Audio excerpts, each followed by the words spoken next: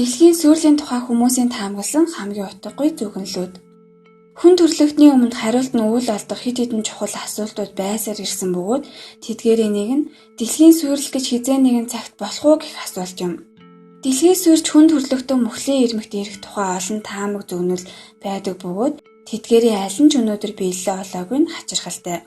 Тэгвэл хамтдаа бидний амьдарч аж торнож буй байгаль их дэлхийн суурин гэж үтсэн хамгийн утгагүй зөвнлүүдийн тухай сонирхолтой мэдээллийг хүлээн авна. 2012 оны 12 дугаар сарын 31-ний өдөр эртний Майячуудын он цаг хугацааны календар дуусах байсан бөгөөд энэ үедээ зэрэгцээд хүн төрөлхтний суурилч мөн давхар болно гэж олон эрдэмтэн судлаачид үзэж байсан юм. Уг үйл явдлаас үүдэж дэлхийн нийтээрээ айдас тавтаж хэрвээ ийм зүйл тохиолдвол хэрхэн яаж ам гарах тухайга бодон суусан хүмүүс хэдэн саяараа тоологдно. Тэрч бүхэл 2012 оны суурлийн тухай өгүүлэх 2012 гэх кино хүртэл 2009 онд нээлттэй хийж байсан юм.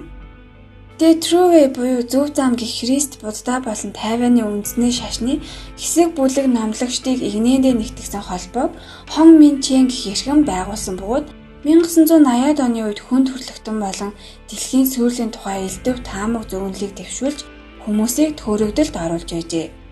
Тэрээр 1988 оны 3 дугаар сарын 25-ны өдөр Америкийн нэгдсэн улсын Channel 18 буюу 18 дугаар суугаар гарах нэвтрүүлгийн үеэр Бурхан өөрийн дүрээр залрна хэмээн дэлхийн нийтэд зарласан юм.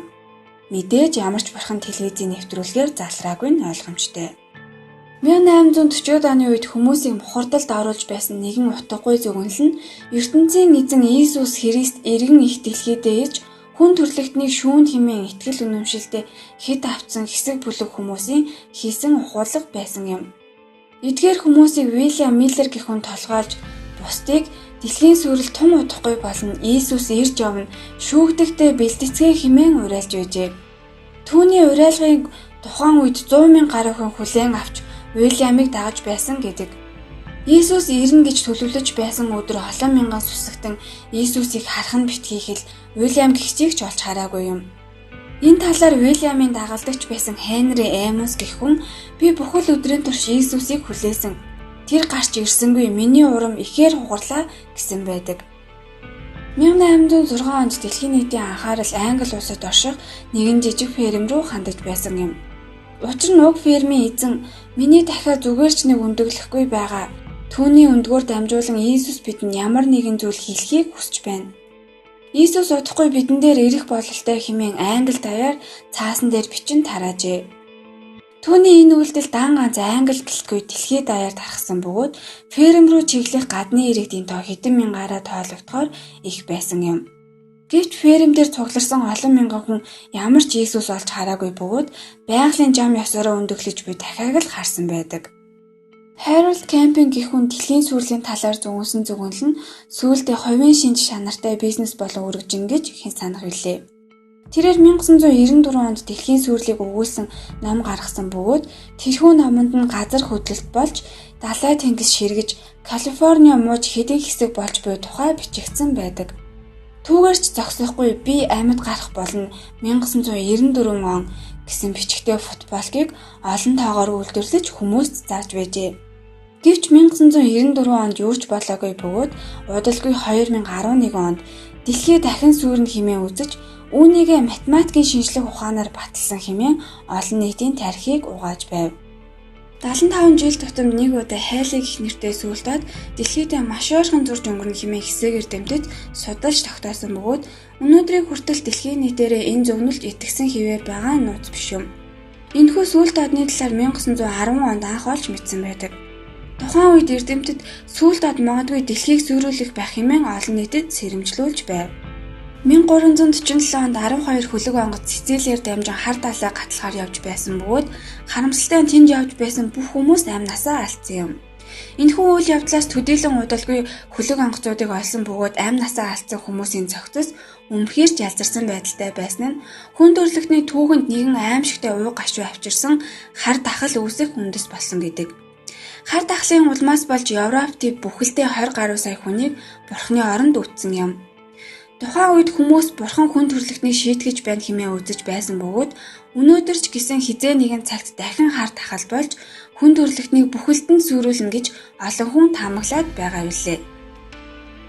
1999 оны 12 дугаар сарын 31-ний өдөр буюу шинэ 900 гарахтай зэрэгцэж дэлхийн нийтэд олон зүйл тохиолдно хэмээн үзэж байсны нэг нь компьютерийн огноо болон цаг 12 дугаар сарын 31-ний өдрийн тэг цаг гэхэд автоматар өөрчлөгдөх тул тэрнээс өмнө компьютерийн унтраасан байх ёстойг сануулсан сэрэмжлүүлэг байсан юм. Ингэж солигдохтой зэрэгцэж шинэ зууны босгон дээр хүрс талтан дэлхий тэр чигтээ суурьж өөрийгөө шинчлэн хэмээн олон хүн зүгнэж байсан гэдэг.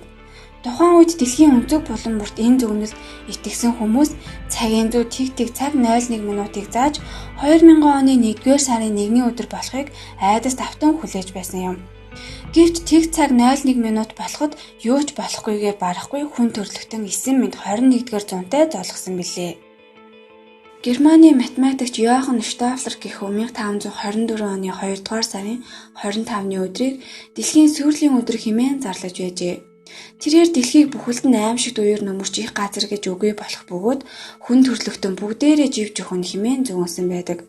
Харамсалтай нь түүний зүгнэл ор өмсөлгүй худал зүйл байсан нь 2 дугаар сарын 25-ны өдөр нар мандадгаараа мандаж амьдрал үргэлжилдгээрээ үргэлжилснээр батлагдсан юм. Маршал Эпплвайт гэх хүн харь гаргийнхан дэлхийн сүрлээс урдж биднийг аврахаар сансар окторгойд гарч ирэх болно хэмээн зөвнөж байсан нэгэн бөгөөд түүнд итгэн 39 хүн түүнийг даган агаар мандалд гарахаар төлөвлөж байжээ. Энэхүү явдлыг олж сонссон НАСА-гийн зүгээс ямар ч агаарт гарах онгоцгүй байж ийм зүйл хийх боломжгүй хэмээн тэдэнд сануулж байсан юм. Маршал дэлхийд тун удахгүй цэвэрлэгдэх болно хэмээж байсан бөгөөд тэрээр хизээж агаар мандалд хөөрөөгүй гэдэг. Харин тэднийг 1997 оны 3 дугаар сарын 26-ны өдөр Калифорниад нэгэн байшин дотор бүгд тас хар хувцас өмсөж харийнхан ирж байна гэж хачирхалтай зүйлс яриа зогсож байхад нь цагдаа нар баривчилжээ.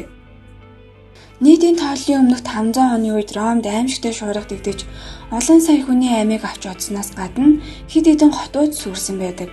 Харин энэ явдлаас хойш 6000 жилийн дараа Ромын нэгэн номлогч Секстус Жулиус Африканус гэх хүн дэлхийн сүрлийг зөгнөж дахин аимшигт шуурга дэгдэж хүн төрлөختөн дэлхийн ертөнд бүхэлдээ сүрнэ хэмээн үзэж байсан бөгөөд энэхүү аюулаас амьд үлдэх цор ганц арга зам бол Иесусыг ирнэ хэмээн итгэх юм гэж хүмүүсийг мухралд оруулдаг байжээ. Түүний зөгнөл чин сэтгэлээсээ итгэсэн 500 гаруй хүн байсан гэдэг. Гэвч дүнсэн шуурга гэж нь болоогүй бөгөөд харин 14-р зууны үед бас нэгэн номлогч болох кардинал Пьер Айли гэх хүн 1789 онд шуурга дэгдэн гэж зөвнсөн бол бас л юуч болоогүй байдаг. Сүмдийн холбооны тэргүүн Рональд Вайланд гэх эрхэм 2004 онд тун удахгүй буюу 2006 онд дэлхийн сүрэл болно хэмээн зөвнөжээ. Тэрээр өөрийнхөө бичсэн God's Final Witness номондоо дэлхий сүрж олон мянган хүн газрын хөрснөөс арчигдах тухай бичсэн байдаг. Тэрээр мөн Америкийн нэгдсэн улс задарна хэмээн хэлж байсан юм. Өөрийгөө Бурхны элч төлөөлөгч гэж өргөмжилж байсан Рональд гэх хүний зөвнөл цаг хугацааны эрхээр хий хоосон зүйл байсан нь өнөөдрийн бидний амьдралаас бэлхнээ харагдана. Пюритан буюу хуурамч сүсгтэн чөтгөрийн ангууч олон нийтэд хар нөмөргтнүүд хэмээн нэр алдраа баггүй цуурайтуулсан тэднийг Коттон Мейтер гэх хүн толгойлдог байсан бөгөөд тэрээр дэлхийн сүрлийг 3 удаа зөвнөсөн нэгэн юм. 1697, 1716, 1736 онуудад олон нийтэд тараасан түүний зөвнөлүүд бүгд бодит амьдрал дээр биелэлээ олоогүй бөгөөд тэрээр дэлхий дээр тоолж баршгүй олон бүх чөтгөрүүд морилон ирж хүн төрлөختөнд дэлхий тэр чигээрээ чөтгөрүүдийн мэдлэлд очино хэмээн үзэж байсан гэдэг. Харамсалтай нь түүний энэ зөвнөл нь худал байсан бөгөөд хожим түүнийг сэтгцийн өвчтэй нэгэн байсныг олж тогтоожээ. 1900-аад оны үед сүсэг бишрэлтэд хит авсан хэсэг бүлэг Оросууд 11-р сарын 13-ны өдөр дэлхийн сүүлчийн өдөр хэмээн зөвнөж байсан бөгөөд тэднийг үе удмаараа газар дор 200 гаруй жил тасралтгүй амьдарсаар ирсэн гэж яриханж байдаг. Тэдний дунд нэгэн хачирхалтай зан үйл байсан нь ахан дүүсийн холбооны айлч гишүүн хэрвээ хүсч байгаа бол бусад гишүүдийг хинтэн чингэр зөрүүлж болох бөгөөд үүний дараа бурханд өөрсдийн хувь заяагаа даатхан амиа эгүүтгдэг байв. Нийт 862 гаруй хүн ахан дүүсийн холбоонд гишүүнээр илсэн гих тоо баримт байдаг бөгөөд тэдний 100 гаруй нь энэ мэтээр амиа хоролцохоосон байна. Харин үлдсэн гишүүдийг нь баривчилсан байдаг. 2-р зуунаас үүдэлтэйгээр Иранчуудын шашин болох Зороастрчууд нь өөрийн гэсэн зан үйл, ёс заншилтай томоохон шашнуудын нэг юм. Тэдний номлолд Бурхны илгээсэн ариухан биеэрээ байгаа бүсгийг хүмүүс ээж шигээ хүндэтгэн хайрлах ёстой бөгөөд тэрээр илжиг унан олон мянган зүсгтэн олныг Бурханд хүрэх замаар хөтлөн юмд хэмээн үздэг байж. Гагцхүү түүнд чин сэтгэлээсээ бэлэгсэлт өгвөл хүмүүсийг таан болоод чөтгөрөөдийн замаар аюулгүй нэвтрүүлнэ гэсэн номлолтой гин. Хамгийн аимшигтай нууг бүсгүй удахгүй дэлхий дээр бууж ирэх бөгөөд өөрийг нь дагаагүй хэн бүхнийг там руу хүчээр хөтлөх болно хэмээн үздэг байж.